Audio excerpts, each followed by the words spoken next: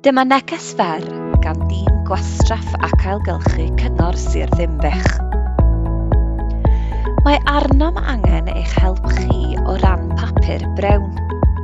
Oherwydd y cyfeirir ato fel papur, rydym yn deall y gall bobl cymryd yn ganiataol y dylid ei roi yn y cynhwysydd papur ar y bin troli bocs.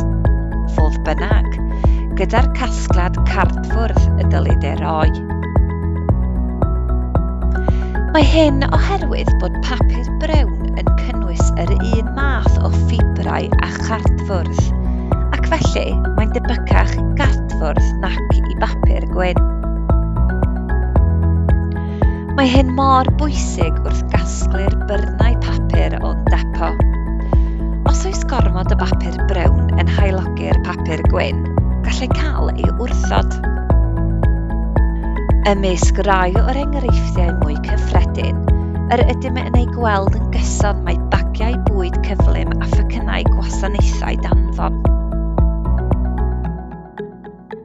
Diolch i chi am eich dealltwriaeth a'ch cydweithrediad.